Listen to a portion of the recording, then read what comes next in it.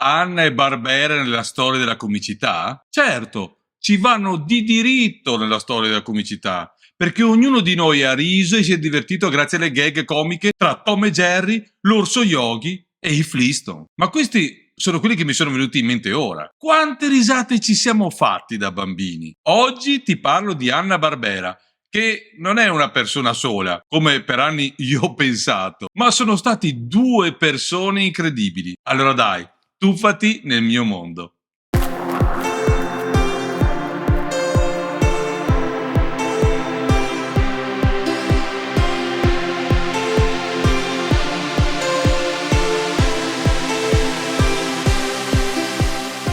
Ciao, io sono Dandy Dan e faccio il comico visuale. Insieme a Diva G siamo un duo comico. In questo canale, se sei appena arrivato, sappi che parliamo di comicità, della sua storia, delle sue tecniche e i suoi segreti. Per questo ti consiglio di iscriverti e di azionare la campanella.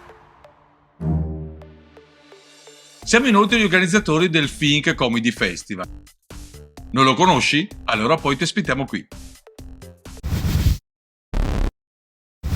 I primi anni del Novecento diedero alla luce due personaggi visionari e realizzatori di mondi che tutti noi abbiamo vissuto. Sono stati innovatori leggendari dell'animazione iniziale, ma questi due, Anna e Barbera, pensa che hanno avuto una collaborazione di oltre 60 anni. Ma vorrei darti qualche nozione in più perché ognuno di loro merita un posto in questo luogo. L'entusiasmo di Anna per l'animazione è iniziato fin dal primo giorno di lavoro lavorando alla Harman Ising, produttori freelance di cartoni animati. Nella sua autobiografia del 1996, Anna ha dichiarato che lavorava sodo nell'azienda, ma dedicava anche gli straordinari senza chiedere una paga extra da quanto era appassionato. Qual era il suo compito? Suggerire gag e situazioni comiche per i cartoni animati. Piccole acrobazie bizzarre, gag che facevano ridere. Anna era così affascinato dal suo lavoro, non mollava un attimo, lavorava normalmente dalle 14 alle 15 ore. Dopo 3 anni guadagnava $37,50 a settimana. Poi, dopo un incontro con il concorrente Walt Disney, Harman Ising aumentò il suo stipendio a $60. Di certo, avevano paura di perderlo. Ma nel giugno del 37 MGM Studio assunse Anna come regista e story editor nel loro nuovo dipartimento di cartoni animati. Nel suo secondo giorno di lavoro, Anna ha incontrato un altro nuovo dipendente dell'animazione MGM, Joe Barbera.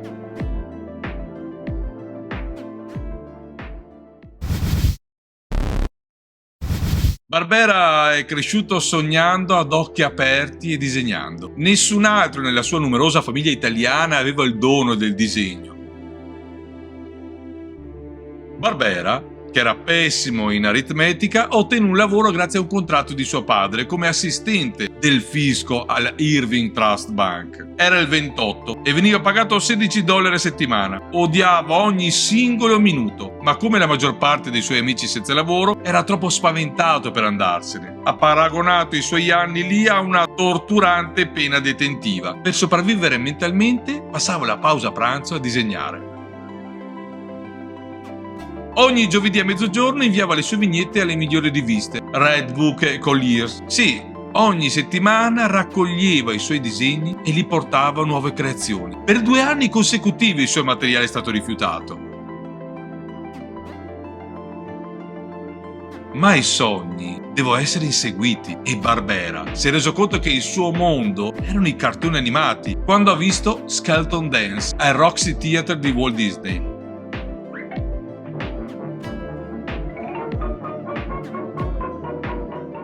Pensa che Barbera ha persino scritto una lettera come fan a Walt Disney con un suo disegno di topolino. Con sua sorpresa, la Disney rispose, ringraziandolo. Da lì, ispirato, Barbera ha preso lezioni per imparare. Creò 4 cartoni animati pubblicati poi al Van Buren Studio ed è stato assunto come disegnatore a $25 a settimana. Ma Barbera non si è limitato al normale orario di lavoro. Certo, se devi seguire un sogno ti devi donare a lui. Il sacrificio costante ti porta ad avvicinarti. E lui tutta la notte stava a disegnare per migliorare il suo tratto e le sue strisce diventavano sempre più belle. Dopo alcuni mesi diventò così bravo da diventare un assistente dell'animazione, ma nel 1936 la svolta. Ottenne il lavoro presso MGM Studio, dove incontrò Anna.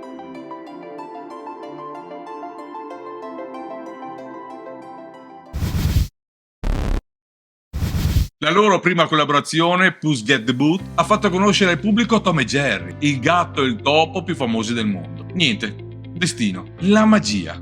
Hanna-Barbera. Tra i due scocca subito la scintilla. I due iniziano ben presto a lavorare insieme e dalla loro sintonia nascerà una collaborazione destinata a attraversare numerose generazioni. Dalla matita di Barbera nascevano le storie e i soggetti, mentre Hanna pensava alla regia. Lì nasceva Tom e Jerry.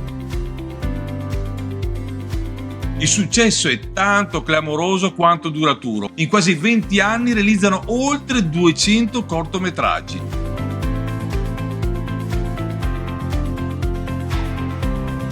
Nel 1957 la sezione cartoons della MGM chiudono. I due decidono di fondare una loro casa di produzione, la Hanna-Barbera Production Incorporation. Un lancio di moneta determinò il nome di chi sarebbe stato il primo. Nel nuovo studio a Hollywood iniziano a lavorare Huckleberry Hound, ovvero Francobaldo in Italia. L'esordio è datato 58. Ogni bambino in America adorava questo cane. Lo spettacolo è diventato un successo immediato e ha fatto vincere ad Hanna-Barbera il suo primo Emmy Award. È stata la prima volta che una serie TV animata ha vinto un Emmy. Successivamente il team ha creato il personaggio Quick Draw McGraw nel 59. Ti ricordi Ernesto Sparalesto?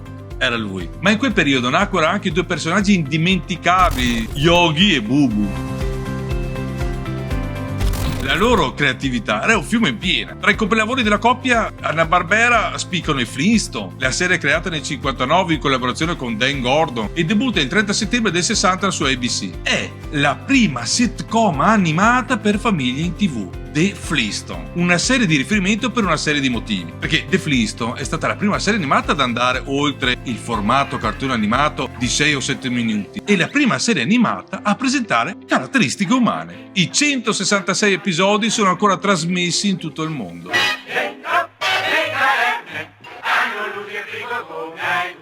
Ogni volta che sotto la regia di Hanna, Barbera inventa e tutto diventa pazzesco. Il 62 è l'anno dei The Jetson, in Italia i Pronipoti, altro successo della ditta Hanna-Barbera. 75 episodi divisi in 3 stagioni. La prima raffigurata con la classica teenager, mentre il piccolo è un genito nelle materie scientifiche. Lo ricordi, no? È ambientato tutto nell'anno 2063. Porta l'inconfondibile firma Hanna-Barbera anche La Pantera Rosa, il cartone ispirato all'anonima serie cinematografica con protagonista l'Ispettor Clouseau e fa il suo debutto nel 64. In effetti, la ditta diventa un must negli anni 60. Lo studio contava circa 800 dipendenti.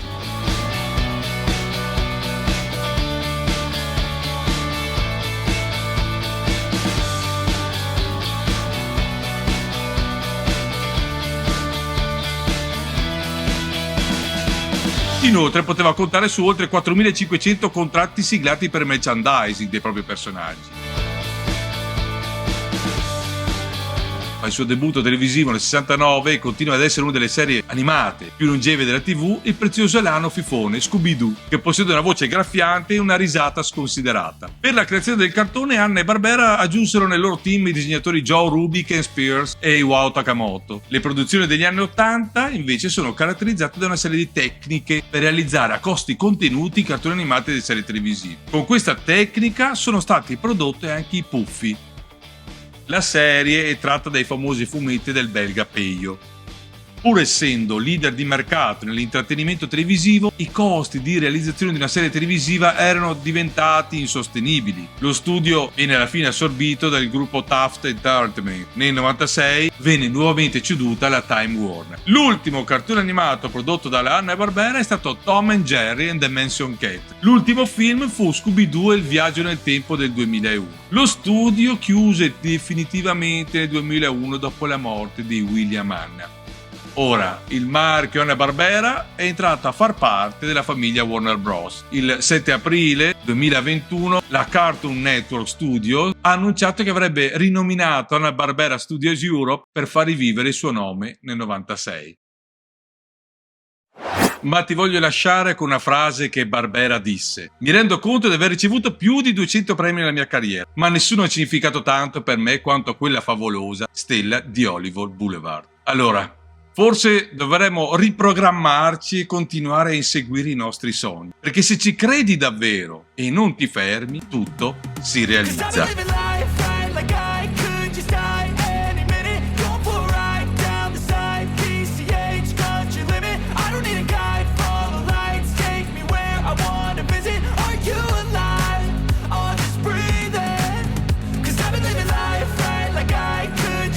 Al prossimo video.